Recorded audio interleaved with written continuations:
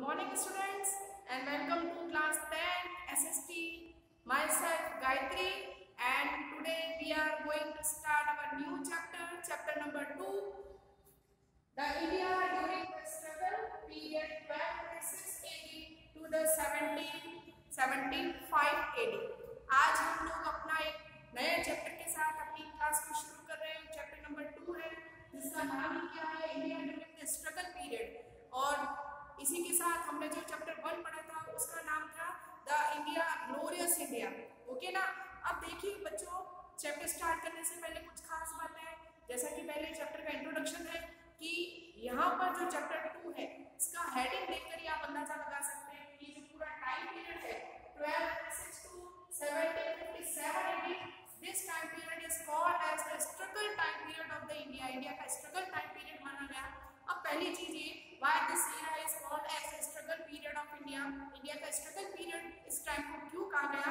तो the most reason was the foreign invaders continuously attack on the India, and the second reason, in this chapter we are going to study about the many of the dynasties. हम कई सारी dynasties के बारे में पढ़ने वाले हैं, and also we are going to discuss about the Muslim Empire या Mughal Empire Sultanate period, first time in India, how the empire established and continued over for the 200 to 300 years in the India.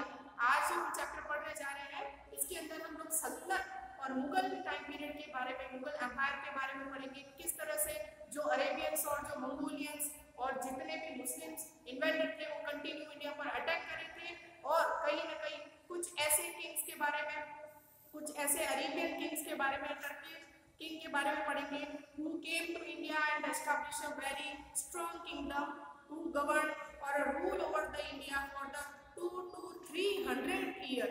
कम से कम एक बहुत लंबा समय हम लोग पढ़ने वाले हैं। जैसा कि आप अगर सेंचुरी देखें तो ये 12th century to the 17th century, एक बहुत ही लंबा सफर जो है हम लोग इस चैप्टर के अंदर अपना कंप्लीट करने वाले बच्चों। और इसी के साथ में सबसे पहले हम चलते हैं अपने टॉपिक के इंट्रोडक्शन की तरफ।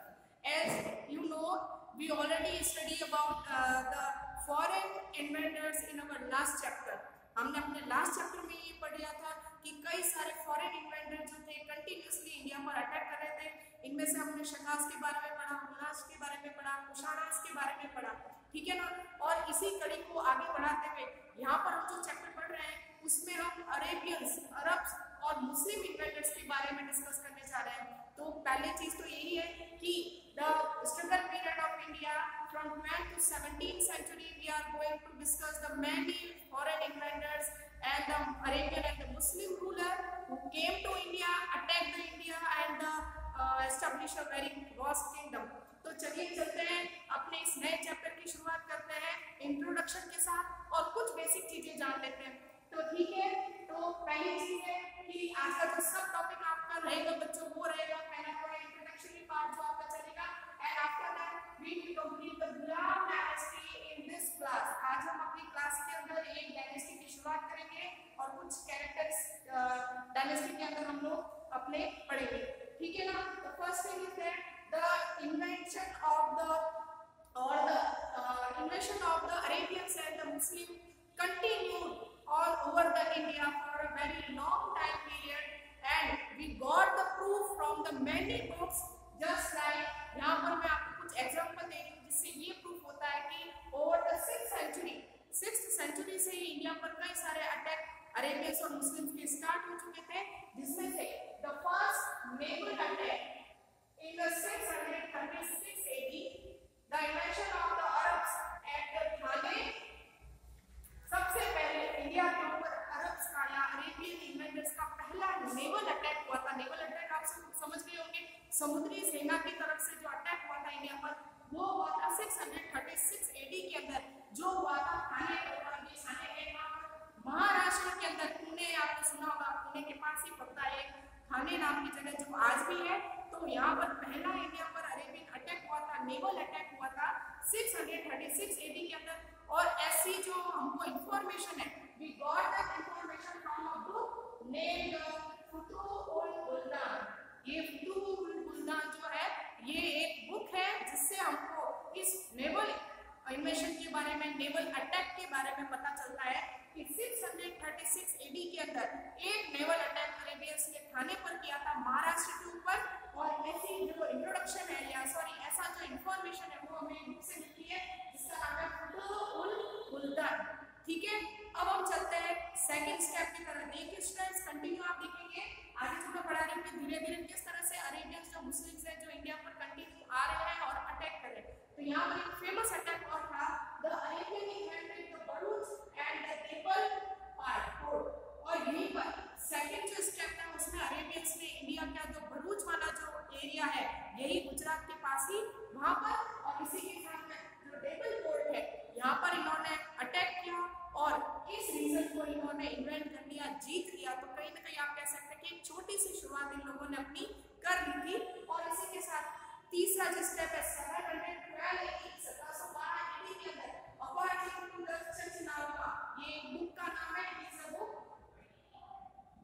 ठीक है, चचनामा से हमको इस अटैक के बारे में पता चलता है the battle between the Mohammad bin Qasim and the Dahir the king of Sindh, जिससे ये पता चलता है कि 712 के अंदर जो अरेबियन किंग था जो जिसका नाम मोहम्मद बिन कासिम था ये और सिंध का जो राजा था जिसका नाम दाहिर था, इन दोनों के बीच में बहुत ही फेरस बैटल हुआ, बहुत ही खतरनाक युद्ध हुआ। और ऐसा भी कहते हैं कि इस बैटल के अंदर जो काफिर थे उन्होंने मुगल सेना को या मुस्लिम सोल्जर्स की जो आर्मी थी उसको पूरी तरह से घेर लिया। और कहीं ना कहीं ये कह सकते हैं कि ये जो अटैक था ये पूरी तरह से अनसक्सेसफुल रहा। तो ये कुछ बेसिक इंफॉर्मेशन थी अरेबियन अटैक के बारे में, जिनकी जो इंफॉर्मेशन है वो हमको कुछ बुक से मिलती है। बच्चों पहली चीज तो यहाँ आपको दोनों ही बुक का नाम ध्यान रखना है, एक तो फतह उल मुल्तान और एक है चचनामा। ये दोनों ही बुक्स के नाम है जिनसे हमको अरेबियन और मुस्लिम इन्वेशन के बारे में जो जानकारी है, जो बेसिक इंफॉर्मेशन है वो हमको यहाँ पर मिल रही है। अब हम लोग बात कर लेते हैं मोहम्मद गजनवी की और मोहम्मद गौरी की, क्योंकि अगर आप लोग सल्तनत टाइम पीरियड पढ़ने वाले हैं, अगर आप लोग 1296 से शुरू कर रहे हैं इंडियन हिस्ट्री को, तो कहीं ना कहीं हमें एक फेमस मुस्लिम इन्वेंटर्स के बारे में जान लेना चाहिए। ये थे कौन, इंडिया क्यों आए थे और आने के बाद में उन्होंने किस तरह से अपना किंगडम इंडिया के अंदर स्टार्ट किया। तो हम सबसे पहले शुरू करेंगे मोहम्मद गजनवी से। नाम सुन रखा होगा आपने ऑलरेडी कि मोहम्मद गजनवी जो गजनी का राजा था, ठीक है, और मुबारक शाह का बेटा था, ठीक है ना। और इसी मोहम्मद गजनवी ने अपने बचपन में इंडिया के अंदर बहुत सारे वेल्थ की कई सारी कहानियां सुन रखी थी, ठीक है ना। और इन्हीं कहानियों को सुनते हुए इसने ये तय कर लिया था कि बड़ा होकर जब ये गजनी का राजा बनेगा तो इंडिया पर अटैक करेगा और वहाँ जितनी भी वेल्थ है उसको ये लूट कर गजनी को प्रॉस्परस बनाएगा। और बिल्कुल ऐसा ही इसने किया। 22 साल की उम्र में ये गजनी का राजा बना। गजनी का राजा तो नहीं, ये कह सकते कि अपने पिता के अंडर में ही इसने एडमिनिस्ट्रेटिव वर्क करना शुरू कर दिया था, मतलब धीरे धीरे इसने राजकाज का काम सीख लिया था। और 22 साल की उम्र में ही इसने भारत पर पहला अटैक किया था जो था कश्मीर के ऊपर। यहाँ पर आप ध्यान दीजिए बच्चों कि the Mohammad Ghaznavi fight against the Kashmir ruler Jaipal and the Alambagh. It was the first attack at in 1001 AD के अंदर 1001 के अंदर मोहम्मद गजनवी का भारत के ऊपर पहला अटैक था जो इसने कश्मीर में किया था। उस समय वहाँ के जो रूलर थे एक थे जयपाल और एक थे आनंदबाग। अपनी पहली ही लूट के अंदर गजनवी बहुत सारी वेल्थ अपने साथ गजनी ले गया। और ऐसा कहते हैं कि ही अटैक 17 टाइम ऑन इंडिया। इसने 17 बार इंडिया पर अटैक किया। और इसमें से इसका जो सबसे फेरस अटैक था, सबसे खतरनाक जो अटैक था वो था गुजरात के सोमनाथ टेम्पल पर, क्योंकि इसने कई सारी कहानियां सोमनाथ टेम्पल से रिलेटेड सुन रखी थी। और इसे ये पता था कि इस मंदिर पर इतना सोना है कि जिससे ये पूरी गजनी की जो हालत है वो सुधार सकता है। और इसने बिल्कुल वैसा ही किया। इसने कम से कम 17 टाइम ही attacked on the India and looted the wealth and इसी के साथ ही carried the all the wealth to the Ghazni and become the Ghazni prosperous. उसी ढंग से इसने गजनी में बड़ी बड़ी मीनारें बनाई, कई सारी मस्जिदें बनाई, कई इबादत खाने बनाए और पूरी गजनी की हालत इसने बदल कर रख दी। तो ये था मोहम्मद गजनवी, ठीक है। और इसी के साथ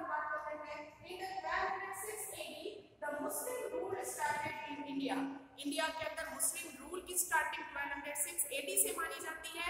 ये बात है मोहम्मद गौरी के टाइम पीरियड की।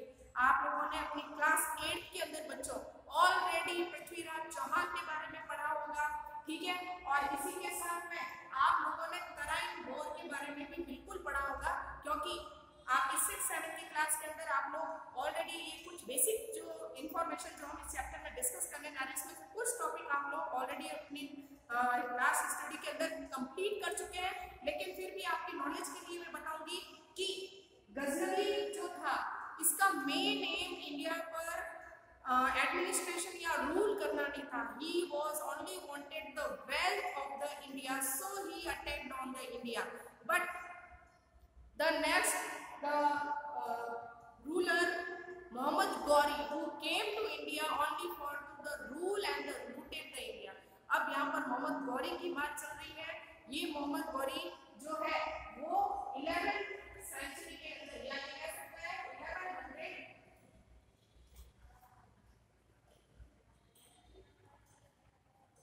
10th सेंचुरी के अंदर ये इंडिया आया। इसका एक बहुत ही दो बैटल ही फाउट जो थे, 2 battles ही fought with the Prithviraj Chauhan, who was the king of the Delhi at that time।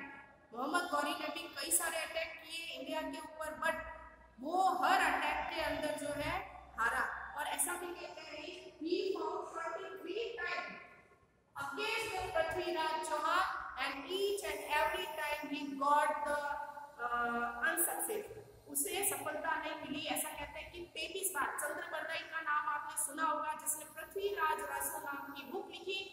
In this book we got the information that the Muhammad Ghauri attacked on the Prithviraj Chauhan 23 times but never got the success to defeat the Prithviraj Chauhan। तो यहाँ हम लोग बात कर रहे हैं मोहम्मद गौरी की। गजनी के बाद, मोहम्मद गजनी के बाद इंडिया आने वाला एक बहुत ही कह सकते हैं कि ब्रेव कह सकते हैं, और इसी के साथ ये भी कह सकते हैं कि फॉरेन इन्वेडर जो इंडिया आया, लेकिन his aim was to rule and the looted the India. ये भारत पर राज भी करना चाह रहा था और इंडिया को जो वेल्थ है उसको पूरी तरह से लूटना भी चाह रहा था। तो इसी एम के साथ मोहम्मद गौरी जो है वो इंडिया आया। अब यहाँ देख लेते हैं आप कुछ चीजें। The sultanate time period started from the 1206 AD to the 1526 AD। अब हम बात कर लेते हैं बच्चों कि कौन-कौन से टॉपिक लोग जो है वो हम इस चैप्टर के अंदर क्लियर करने वाले हैं, क्या कौन-कौन सी डायनेस्टीज हम सल्तनत टाइम पीरियड के बारे में पढ़ने वाले हैं। तो first thing is that the time era from the 1206 AD to the 1526 AD, this era is known as the Sultanate period।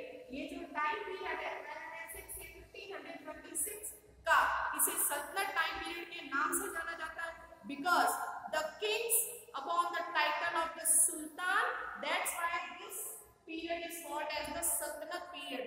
इस टाइम पीरियड को सल्तनत टाइम पीरियड इसलिए कहा गया क्योंकि इस इरा में जो भी दिल्ली के राजा बने, जितने भी मुगल रूलर्स हुए, उन्होंने अपने नाम के आगे सुल्तान लगाना शुरू किया, और इसीलिए ये जो टाइम इरा है उसे सल्तनत पीरियड के नाम से जाना गया। अब इसी के अलावा हम लोग कुछ डायनेस्टीज जो है सल्तनत पीरियड में आती है, कुछ डायनेस्टीज के बारे में बात करेंगे। कई सारी डायनेस्टीज आई सल्तनत टाइम पीरियड के अंदर। पीरियड तो आपका वही चलेगा बच्चों, 1206 से 1526 तक का टाइम पीरियड सल्तनत टाइम पीरियड के नाम से ही जाना जाता है। लेकिन इस टाइम पीरियड के अंदर दिल्ली पर कई सारे राजवंशों ने, कई सारी डायनेस्टीज ने रूल किया, और उन डायनेस्टीज के बारे में हम एक छोटी सी इंफॉर्मेशन यहाँ ले लेते हैं। पहला गुलाम dynasty, which was started from the 1206 to 1286 AD। सबसे पहली जो डायनेस्टी जिससे सल्तनत टाइम पीरियड की स्टार्टिंग मानी जाती है, ये थी गुलाम डायनेस्टी, जो स्टार्ट होगी 1206 से और खत्म होगी 1286 पर। And after that we study about the Khilji dynasty 1290 to 1320 AD। ठीक है, तो गुलाम डायनेस्टी के अंदर आप टोटल 4 रूलर्स के बारे में पढ़ेंगे। इन 4 रूलर्स के बाद में एक नई डायनेस्टी आ जाएगी जिसका नाम था खिलजी डायनेस्टी। हाँ, बिल्कुल वही खिलजी जिसको आपने पद्मावत फिल्म के अंदर अलाउद्दीन खिलजी के नाम से पढ़ा था। और इसी के बाद आप लोग पढ़ेंगे Tughlaq dynasty, after that Sayyid dynasty and the Lodi dynasty 1526 तक। जो लास्ट डायनेस्टी थी वाज द लोधी डायनेस्टी।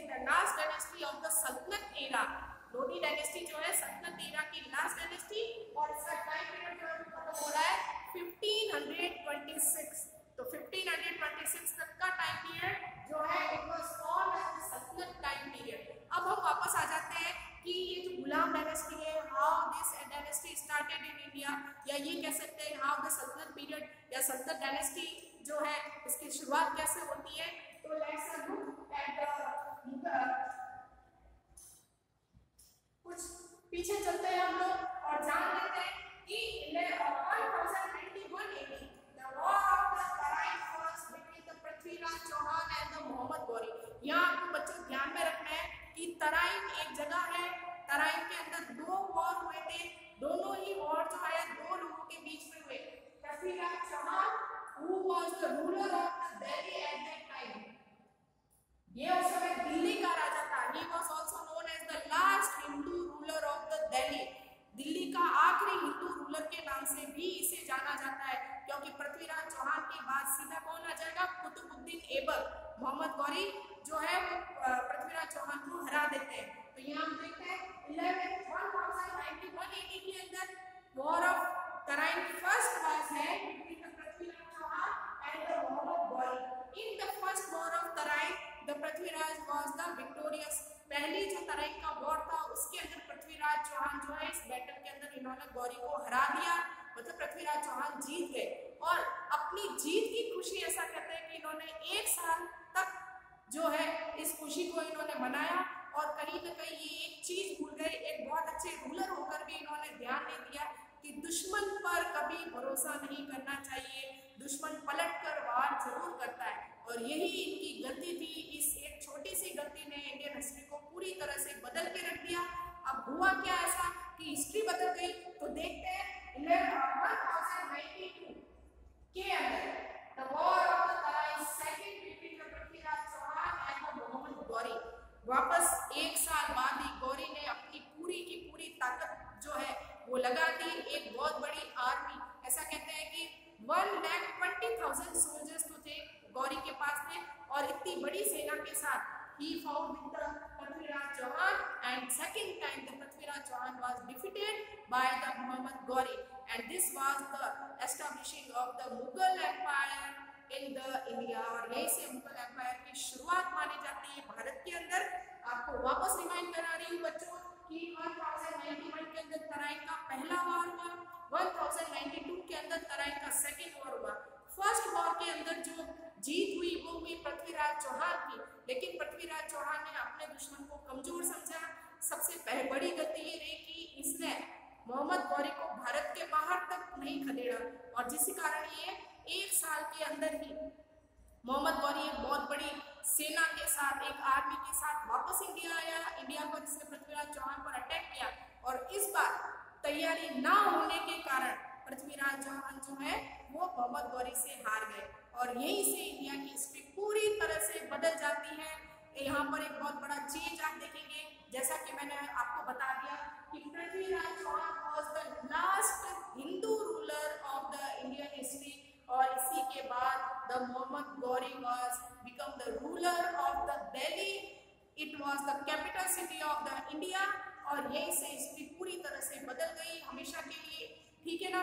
तो यहाँ पर बच्चों आपको मोस्ट इम्पोर्टेंट ये दोनों ही पॉइंट आपको ध्यान रखने हैं, और साथ में अगर आप नोट्स बना रहे हैं तो नोट्स में जरूर टिक कर लीजिएगा। और इस तरह से यहाँ पर मुगल एम्पायर की जो है वो शुरुआत मानी जाती है 1206 AD के अंदर, ठीक है।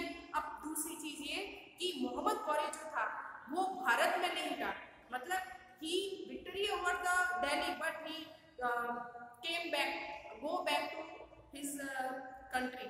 यहाँ पर कहने का मतलब है कि मोहम्मद गौरी ने कुछ साल यहाँ रहा, इसने दिल्ली पर अपना कंट्रोल करने के बाद इसका एक बहुत ही विश्वास पात्र था, जिस पर ये बहुत ज्यादा ट्रस्ट करता था, एक स्लेव था जिसका नाम था कुतुबुद्दीन ऐबक, और इसी कुतुबुद्दीन ऐबक को इसने दिल्ली का गवर्नर बना दिया, और फिर दिल्ली की पूरी जो एडमिनिस्ट्रेशन वर्क और देकर इसको, और ये वापस अपनी कंट्री जा रहा था, लेकिन रास्ते में ही कुछ लोगों ने गौरी की हत्या कर दी। तो इस तरह से जो दिल्ली का रूलर बना मोहम्मद गौरी, उसकी 1206 के अंदर ही कुछ ही टाइम बाद में डेथ हो जाती है, और यहाँ से शुरू होती है स्लेव डायनेस्टी। अब मैंने आपको एक नाम दिया स्लेव डायनेस्टी। स्लेव क्यों? क्योंकि यहाँ पर आप देखेंगे that Mohammad Ghori appointed his slave Qutubuddin Aibak as the governor of the Delhi. Qutubuddin Aibak जो कि मोहम्मद गौरी का बहुत ही ट्रस्टेड स्लेव था, इस स्लेव को मोहम्मद गौरी ने दिल्ली का गवर्नर बनाया और फिर ये यहाँ से वापस अपने देश की तरफ जा रहा था और रास्ते में इसकी डेथ हो गई। तो इस तरह से ये जो कुतुबुद्दीन ऐबक था, जो गौरी का स्लेव था, इसे मौका मिल गया और ये बन गया दिल्ली का राजा, रूलर बन गया, किंग बन गया। तो यहाँ से शुरू होती है आपकी जो रियल हिस्ट्री है इंडिया की, जिसको हम सल्तनत टाइम पीरियड के नाम से जानते हैं। और सल्तनत टाइम पीरियड की जो पहली डायनेस्टी है बच्चों, जिसका नाम है द गुलाम डायनेस्टी, और इसी के बारे में हम लोग यहाँ पर आज डिस्कस करने वाले हैं। ठीक है, तो ये जो गुलाम डायनेस्टी है, it was also known as the Ilbari dynasty. इस डायनेस्टी को इल्बारी डायनेस्टी के नाम से भी जाना जाता है। Why this dynasty was known as the Ilbari dynasty?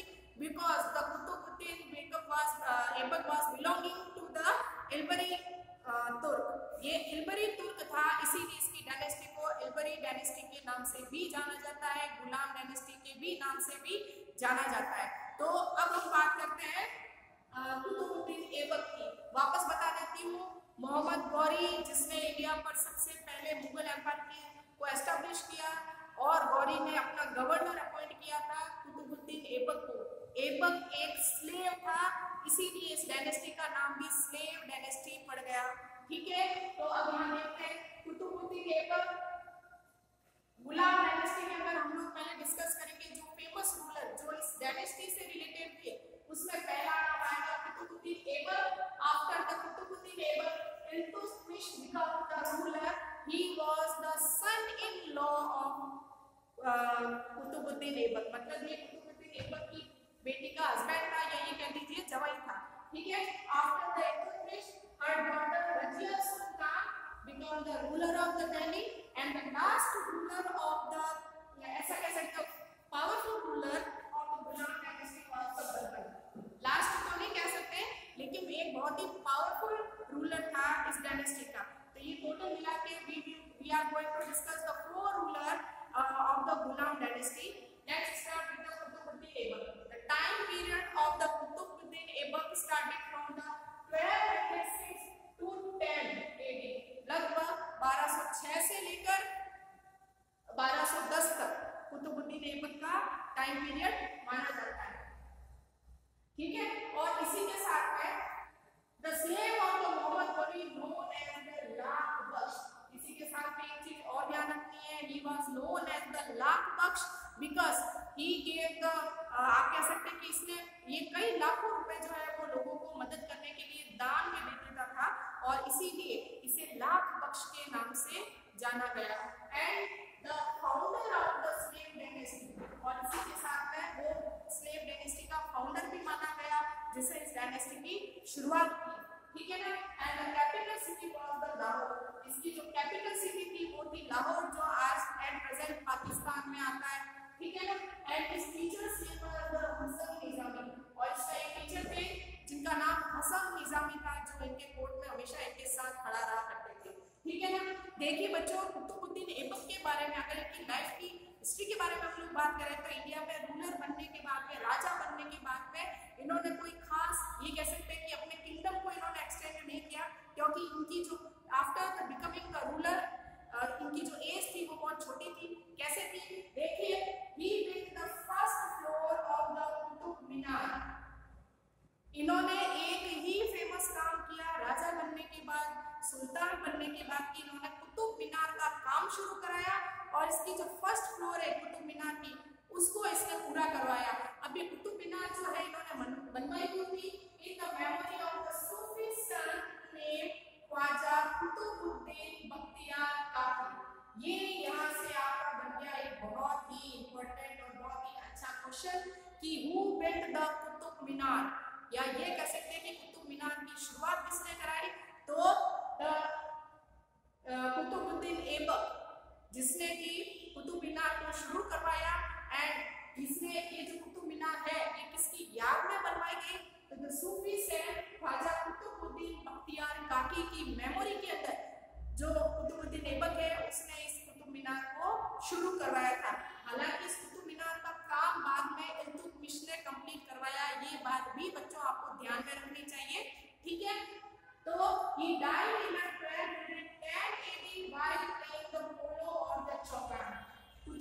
Aibak को चौगान या पोलो खेलने का बहुत शौक था, ठीक है ना। लेकिन ऐसा कहते हैं कि एक बार जब ये पोलो खेल रहा था तो घोड़े के ऊपर से गिरने के कारण 1210 के अंदर ही इसकी डेथ हो जाती है। तो इस तरह से यहाँ पर आप देख सकते हैं कि जो फाउंडर है स्लेव डायनेस्टी का कुतुबुद्दीन ऐबक, जो गौरी का स्लेव था, ठीक है, जिसने कुतुब मीनार की फर्स्ट फ्लोर का काम शुरू करवाया था, इसकी डेथ हो जाती है 1210 के अंदर। तो टोटल ये कह सकते हैं कि दिल्ली के अंदर स्लेव डायनेस्टी की शुरुआत ओनली इसने की थी, लेकिन अगर किंगडम को एक्सटेंड करने की बात करें तो उसमें कुतुबुद्दीन और ऐबक का कोई कंट्रीब्यूशन आपको नजर नहीं आ रहा है। अब हम बात कर लेते हैं second ruler of the Ghulam dynasty. It was the Iltutmish, the son in law of the Qutubuddin. Qutubuddin का सन इन लॉ था, जवाई था ये, ठीक है। The time period of the Iltutmish start from the 1212 to 1236 AD, और ये जो इल्तुतमिश है इसका टाइम पीरियड 1210 से लेकर 1236 एडी तक माना गया। He was the son-in-law of the Aibak and the real organizer of the Muslim Empire। देखिए अभी बच्चों मैंने आपको ये बात बताई कि जो कुतुबुद्दीन ऐबक है उसने सिर्फ स्लेव डायनेस्टी की स्टार्टिंग की, उसके अलावा किंगडम को एक्सटेंड करने में कुतुबुद्दीन का कोई रोल नहीं था। लेकिन Iltutmish was known as the real organiser of the Muslim empire. राजा बनने के बाद, सुल्तान बनने के बाद इसने कई सारे रिफॉर्म्स किए, कई सारे सुधार किए और कई सारे रीजन्स को इसने इन्वेंट किया, जीता और अपने किंगडम को इसने एक्सटेंड किया। That's why the Iltutmish was called as the real organiser of the Mughal empire. तो मुगल एम्पायर का जो सबसे वास्तविक कह सकते हैं, वास्तविक जो संस्थापक था वो कौन बना गया, वो था इल्तुतमिश। अब देखिए हम लोग बात कर लेते हैं कि इसने इंडिया में कौन कौन से रीजन जो है कंक्योर किए, जीते और किन किन एरियाज को इसने मुगल एम्पायर के अंदर मर्ज करना शुरू किया। He conquered the Ranthambore in the 1226 AD। सबसे पहले इसने रणथंबोर पर आक्रमण किया और 1226 में उसे जीत लिया। राजस्थान की बात कर रहे हैं, रणथंबोर राजस्थान। अब आते हैं he conquered the Malwa in the 1223 AD। 1223 AD के अंदर इसने मालवा को जीता, गुजरात और महाराष्ट्र वाला जो रीजन है वो, एंड ग्वालियर एंड जालोर। अब आपको राजस्थान के मैप में जालोर की लोकेशन बिल्कुल पता होगी, क्योंकि मुझे पता है कि क्लास 8 के अंदर आपने लगभग पूरा राजस्थान की ज्योग्राफी और क्लास 9 के अंदर भी आपने ज्योग्राफी में राजस्थान को पढ़ रखा है। तो जालोर, ग्वालियर, रणथंबोर और मालवा रीजन जो थे उसने जीते और इस तरह इसने अपनी शुरुआत की एम्पायर को एक्सटेंड करने में। Now come to the third ruler or the most important ruler of the Indian history ever, Razia Sultan. 1236 to 1240 का टाइम पीरियड रजिया सुल्तान का टाइम पीरियड माना जाता है बच्चों। जैसा कि नाम से ही पता चल रहा है, रजिया तो ऑब्वियसली एक वुमन है, और यहीं पर एक बहुत इंपॉर्टेंट थिंग हम लोग पढ़ रहे हैं कि she was the first and the only single woman ruler of who governed over the Delhi। पहली और आखिरी ऐसी महिला, ऐसी लेडी, ऐसी वुमन जिसने दिल्ली पर राज किया, और इसके बाद तक अभी तक इंडियन हिस्ट्री के अंदर ऐसी कोई रूलर नहीं जिसने इंडिया पर राज किया। तो दैट्स व्हाई यहाँ पर भी आपका एक क्वेश्चन बन रहा है बच्चों कि name the first and the only ruler of the woman ruler of India. India की पहली और इकलौती जो वुमन रूलर थी वो कौन थी, रजिया सुल्तान थी।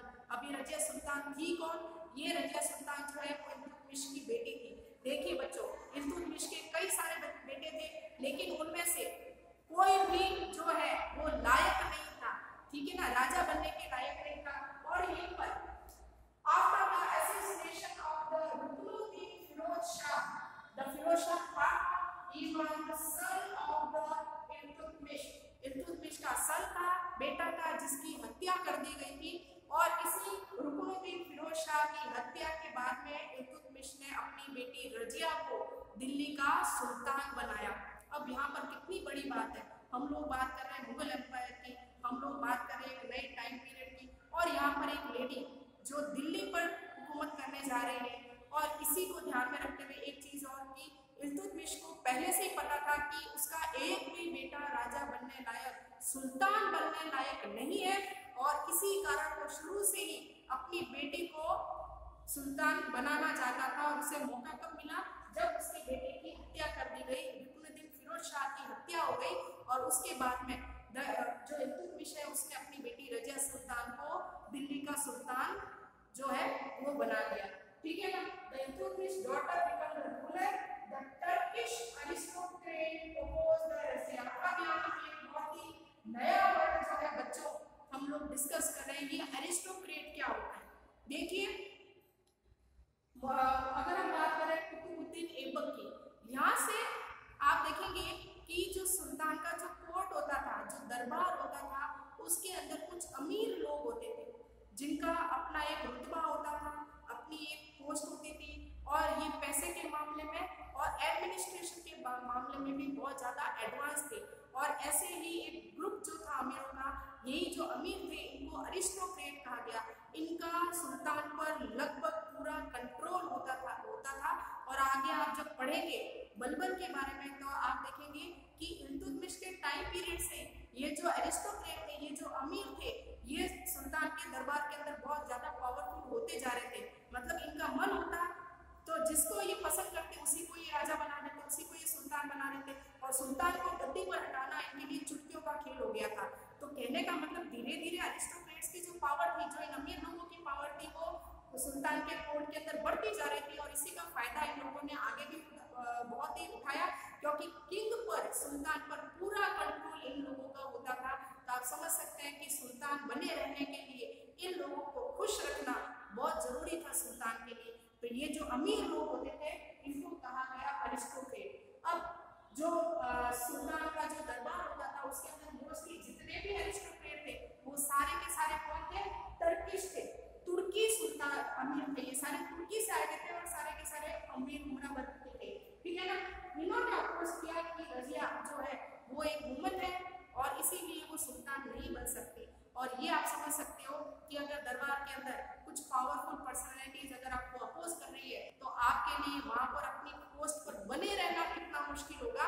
तो रजिया सुल्तान को अपने टाइम पीरियड में इन टर्किश अरिस्टोक्रेट का जो बहुत ही बुरी तरीके से सामना करना पड़ा। ठीक है? और he discontinued the race and had the bearing the Puma and the Kul। इसने एक राजा की पदवी धारण की, राजा बनी, ये सम्राट बनी, सुल्ताना बनी, इसके पास पावर थी। और इल्तुतमिश ने बचपन से ही इसे मिलिट्री ट्रेनिंग, एडमिनिस्ट्रेटिव ट्रेनिंग भी दी थी। तो अपनी राजनीति में, अपनी पॉलिटिक्स में, मिलिट्री में, अपने वॉर करने के अंदर ये बहुत ही ज़्यादा अच्छी थी, ट्रेन थी। और इसीलिए सुल्ताना बनते ही उसने रेल सिस्टम को जो है वो डिसकंटिन्यू कर दिया। मतलब इसने घूंघट प्रथा, पर्दा प्रथा को बंद कर दिया और इसने इसी के साथ में एक सम्राट की तरह कोट और कैप, मतलब पूमा और कुल पहनना शुरू किया। And he appointed the Abyssinian Malik Yakub as the Amir-e-Akhur. अब हम लोग बात कर रहे हैं यहाँ पर एक अबीसिनियन की। अबीसिनिया का एक अरिस्टोक्रेट था, अमीर था, जिसका नाम था मलिक याकूब। ये जो रजिया थी ये याकूब को बहुत पसंद करती थी और इसीलिए इसे इसने पोस्ट दी। उस पोस्ट का नाम था अमीर याकूब। और इसी के साथ में बच्चों आपको एक बहुत ही इंपॉर्टेंट क्वेश्चन बन रहा है कि ये अमीर याकूब क्या होता था। तो it was the superintendent of the royal stable. Royal stable का मतलब समझ गए आप? जहाँ पर घोड़ों को रखा जाता है ना, जिसको रॉयल स्टेबल कहते हैं। इस रॉयल स्टेबल का जो सुपरिटेंडेंट था वो बनाया था इसने याकूब को। तो इस तरह से रजिया सुल्तान, जो कि इंडिया की सबसे पहली और बहुत ही पावरफुल सुल्ताना के नाम से जानी गई और अभी तक की इकलौती वुमन थी, इसके बारे में हम लोग आगे और बात करने वाले हैं। तो देखिए कि किस तरह से ये रजिया जो है इसने अरिस्टोक्रेट की पावर को क्रश किया और अपनी पावर को बनाए रखने के लिए स्ट्रगल किया। और इसके आगे तो देखिए बच्चों, ये जो रजिया सुल्तान थी, इसने याकूब जो था ये बाद में मारा गया और बाद में इसने एक अरिस्टोक्रेट जिसका नाम था आकुर, अमीर आकुर, उससे इसने शादी कर ली। लेकिन हम लोग बात कर सकते हैं कि इसके कोर्ट के अंदर टर्किश अरिस्टोक्रेट जो थे वो बहुत ही ज्यादा पावरफुल थे और बिल्कुल शुरू से ही रजिया सुल्तान को पसंद नहीं करते थे और वे नहीं चाहते थे कि रजिया सुल्तान जो है वो दिल्ली की एम्परर बने, रानी बने, है ना। और इसी चीज को ध्यान में रखते हुए 1240 के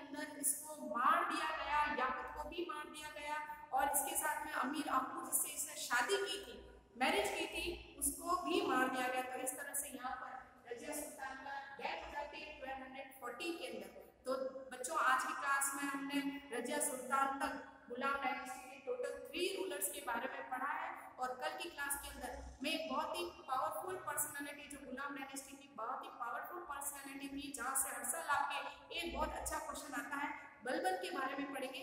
और इसी के साथ आज की क्लास यही ऐड करते हैं। लेकिन याद रखिएगा, जो क्लास आप ले रहे हैं, वीडियो जो देख रहे हैं, उसके नोट्स बनाना ना भूलें। Okay, thank you and good bye.